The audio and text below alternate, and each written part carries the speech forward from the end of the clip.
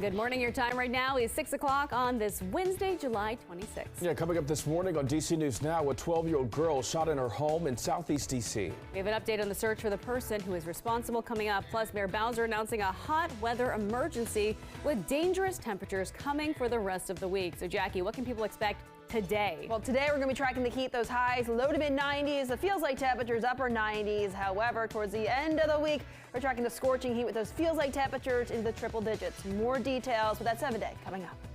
And the National Mall getting a new monument. How soon men and women serving in the war on terrorism are going to be honored. The station covering all of the DMV.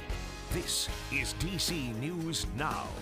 Well, good morning. Starting off with a live look outside. We are getting ready for some dangerous heat that is heading our way. Good morning, and thanks for starting your day with us here on DC News Now. I'm Tanaya Wright. And good morning to you. I'm Corey James. Shanika Grimshaw with more on your roads in just a moment. But first, meteorologist Jackie Lair tracking that heat. I think this is the first time in several years we've experienced heat indexes like this. Or heat indices or heat index values like this. Yeah, at least 100 and some degrees what it'll feel like later on this week. We're talking Thursday and Friday. However, we'll be close to 100 degrees for the actual air temperature on Friday. If we do reach 100, that would be the first time over the last several years. I think 2020 may have been the last time for parts of the region that we've seen that. So it's not every year that we see high temperatures right around 100 degrees. So that's just something to keep in mind that we're not used to it. But visibility out there this morning has been reduced down about a mile or less in Luray, 2 miles Culpeper, about a mile in Kaiser, mile in Frederick, 7 in Manassas. So take it slow on your travels. Satellite radar, we are dry out there this morning. Any remaining showers and storms we did see yesterday have since moved their way off the coastline. We'll be dry today. Now, as we look at towards tomorrow, we're going to be tracking some more showers and storms. Temperatures out there right now, 60s to right about 70. And if you're thinking about heading to the pool today just because it's going to be a hot one, well, we're going to be tracking a mix of sun and clouds out there. The UV index very high, and we'll see those highs back in the low to mid 90s today. Hotter tomorrow and Friday. More details on those numbers coming up. But Shanika's here with the on-point look at those roadways. How's it looking right now? Morning. You're looking pretty good and clear before you head out this morning. DC 295 north and southbound is all good. Now, Maryland, you're looking okay. Virginia, same thing. This is 270 north and south right near Democracy Boulevard. Virginia, 95 north and south. This is right in Springfield where the mixing bowl is, and things are looking A-OK. But in the later hours of the morning, expect delays on those major roadways. But again, top side is looking good, lower side and the southeast southwest freeway is all good. Thank you, Shanika. Your time right now is 6:02 on a Wednesday. Let's take a look at your Know and Go headlines this morning. The district is under a hot weather emergency. It's expected to last until Sunday, and it could feel like triple digits later this week with heat indexes set to hit 110 degrees. We have tips to help you stay cool on our website, dcnewsnow.com. And a new plan for safer sidewalks in Montgomery County could help walkers and bikers. The pedestrian master plan was presented yesterday and has recommendations for areas like crosswalks and traffic lights. The county council will review the legislation. And today, the Washington Commanders are heading to training camp under a new wave of excitement. The Commanders also getting back on the field under a new ownership group. Previous owner Dan Snyder sold the team for a record $6.5 billion last week. Training camp runs through August 19th. Time right now coming up on 6:03. A 12-year-old girl is in the hospital this morning after being shot in Southeast DC last night. Police are still investigating that shooting. Our Lex Horace is live this morning at police headquarters. So Lex, tell us what happened.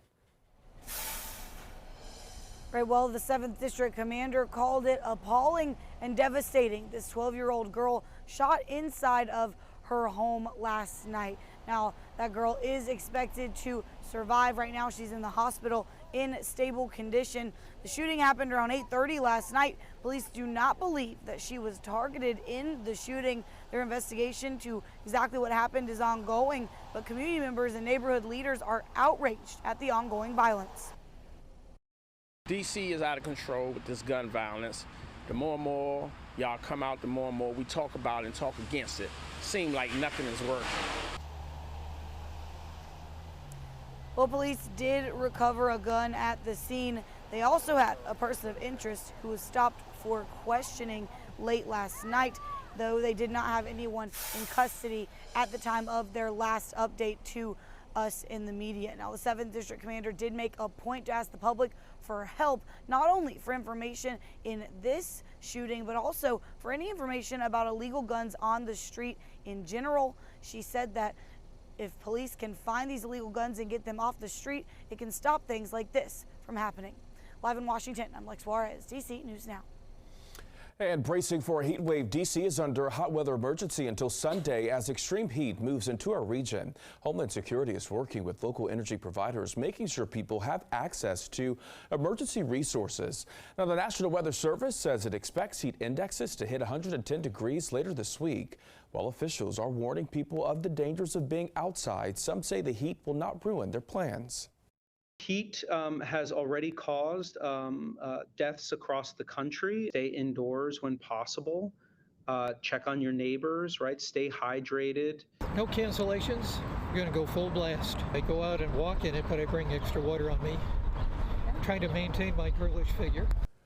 And Pepco is offering some tips to help you stay cool, but also not run up your energy bill. First, the utility company is recommending increasing the temperature on your thermostat just a few degrees. Pepco also says you should run appliances like your oven at night when it's cooler.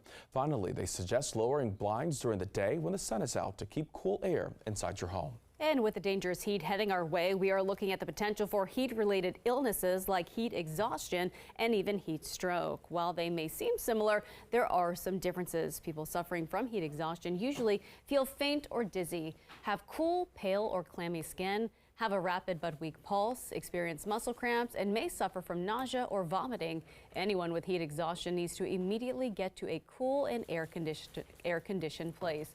And heat stroke usually comes with these symptoms: a throbbing headache, no sweating, red, hot, and dry skin, a rapid and strong pulse, loss of consciousness, and nausea or vomiting. If you think someone is having heat stroke, you should call 911. The family of a man who grew up in Frederick, Maryland, but disappeared in Ohio is honoring his life after he was found dead in a river. 23-year-old Dakota James disappeared back in 2017. His body was found a few weeks later, and his parents believe more surveillance cameras could help with missing persons cases. The Dakota James Foundation donated an additional $25,000 to the businesses to curb crime to help police. We felt that it was important to do something good in his memory to help our communities to feel safer. With the second round of funding, we're going to be able to support an additional 50 or more businesses. And Frederick businesses interested in the program must be located in downtown Frederick. You can visit our website at dcnewsnow.com to find out how to apply.